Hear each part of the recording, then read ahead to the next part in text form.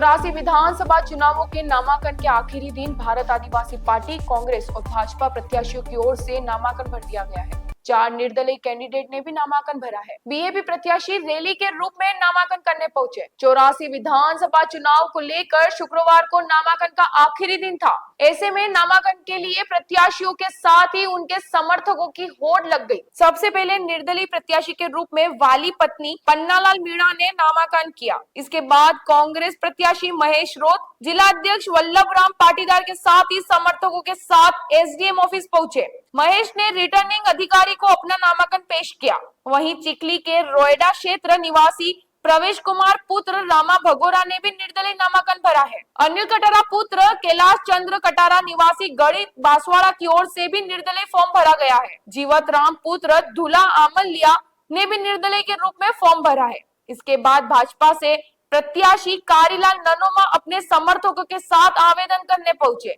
Returning अधिकारी को नामांकन पेश करने के लिए सभी प्रत्याशियों ने अपनी अपनी जीत को लेकर दावा किया। कांग्रेस प्रत्याशी के महेश रोत ने कहा कि आदिवासी क्षेत्र में बीएपी ने हमेशा बेरोजगारों को ढकने का काम किया है। कांग्रेस हमेशा से बेरोजगार युवाओं के मुद्दे उठाती रही है।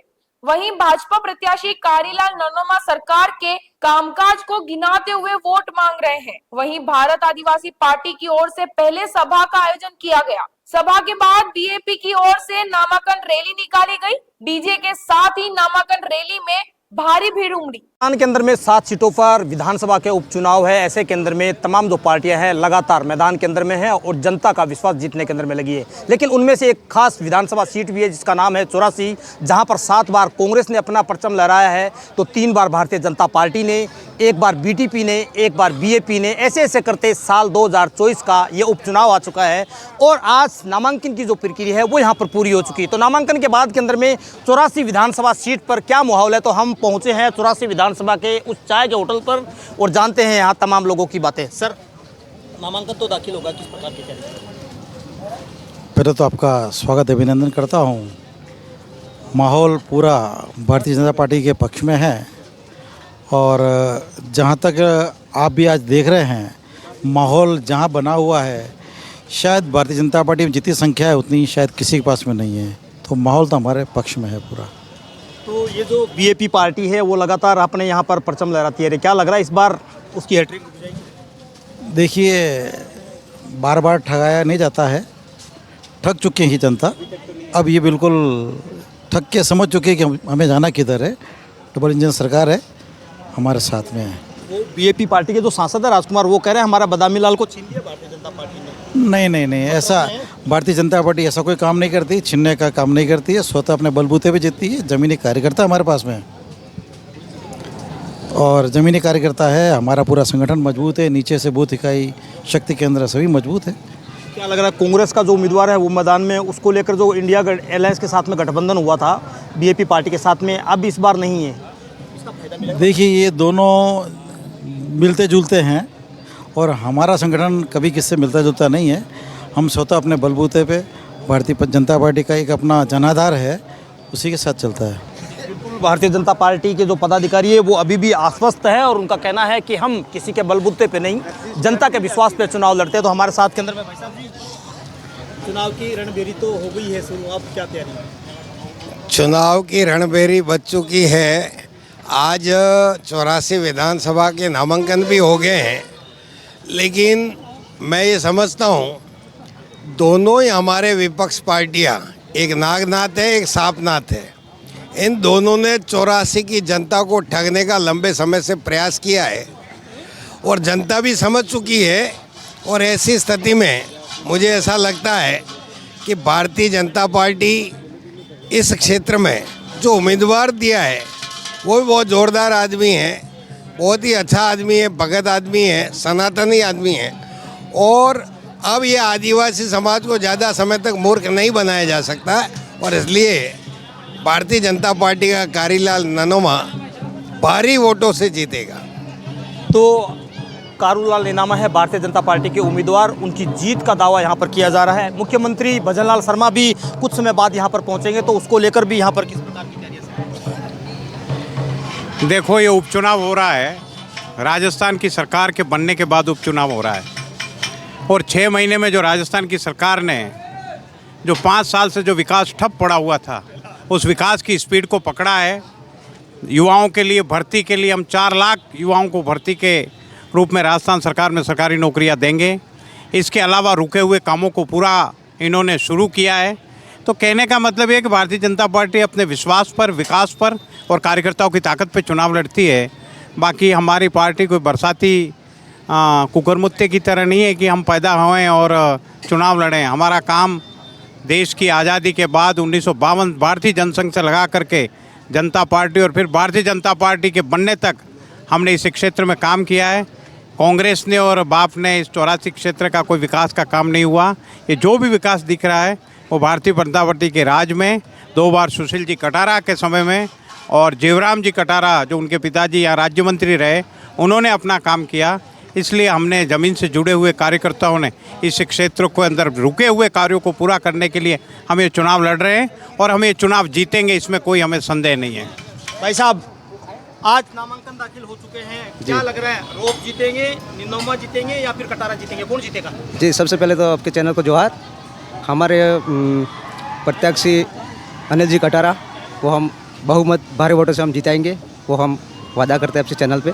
भारतीय जनता पार्टी के लिए विकास तो कुछ भी नहीं कराया, क्यों जनता वोट देगी आपको? विकास तो बहुत कुछ हुआ है, विकास में कोई कचर नहीं है। अगर विकास गिनाएंगे तो पूरा टाइम निकल जाएगा। और विकास ये हुआ है कि हमारे क्षेत्र में आज दिन तक पूरा भारत देश में यहाँ आदिवासी रहते हुए कोई जानता नहीं था। और क्या लग रहा है भाई साहब कि इस चुनाव के अंदर में किसका डंका? आपकी चैनल को सबसे पहले तो जोहार करता हूँ। सबसे ज़्यादा तो बाप पार्टी का बहुत बड़ा माहौल है और इधर तो प्रधानमंत्री भी आ जाए फिर भी 84 की सीट तो हासिल बीजेपी कमल कांग्रेस, हमने नाम पड़ा है कमल कांग्रेस। कब से जिला प्रमुख में एक हो गई थी तब से कमल कांग्रेस कहलाती है वो, इसलिए एक भी हो जाए तो भी हमारा कोई फर्क पड़ने वाला नहीं है। अनिल भाई कटारा ही जीतेगा, फाइनल है। सांसद के चुनाव का जब हुआ था तो कांग्रेस के गोद में जाके बैठ गई थी बीजेपी, भाई साहब ध्यान में है। अब आप कह रहे हो कि वो कांग्रेस को कांग्रेस से समर्थन सर नहीं मांगा था। हाँ, हमने गठबंधन नहीं मांगा था उनसे, समर्थन नहीं मांगा था, सामने से दिया था। राजकुमार रोज जी ने ट्वीट किया था, आपको ध्यान में हो तो, कि अब आप भला चाहते हैं तो हाँ, तो वो तो देखो भाई, कांग्रेस क्या किस मुद्दे पर चुनाव होगा इस बार? इस बार तो हमारे तो जल जंगल जमीन और हमारा हक और अधिकार, आदिवासी परिवार का जो हक और अधिकार है हमारा, वो हम बोलते हुए वो ही बड़ा हमारा विकास है। ठीक है, नहीं क्या हमारा कोई हमको बोलने का कोई अधिकार ही नहीं देता था। आज चैनल पे हम बात कर रहे हैं, वो ही बड़ी बात है।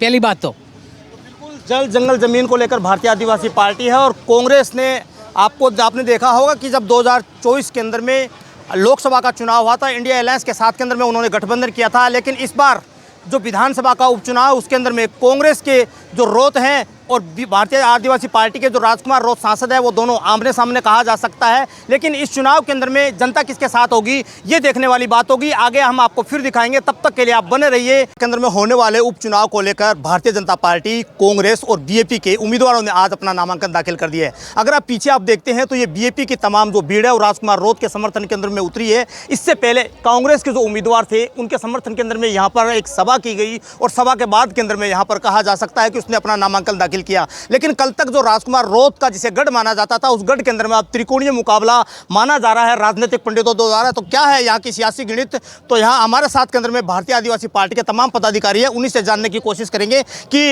इस चुनाव के अंदर में कितनी नाराजगी है और इसका कितना फायदा और कितना नुकसान होगा। इन तमाम बातों को लेकर हमारे साथ के अंदर में बीजेपी पार्टी के पदाधिकारी है, उनसे बात करने की यहाँ पर कोशिश करेंगे। सबसे पहले अगर कहें तो मेरे साथ के अंदर में जयकृष्ण जी पटेल हमारे साथ के अंदर में। जयकृष्ण जी जोहार, धन्यवाद। बागीदोरा जीता, अब क्या है उपचुनाव को लेकर? बागीदोरा जीता, उपचुनाव के अंदर 84 उपचुनाव के अंदर जीतेंगे, सलम्बर उपचुनाव के अंदर जीतेंगे।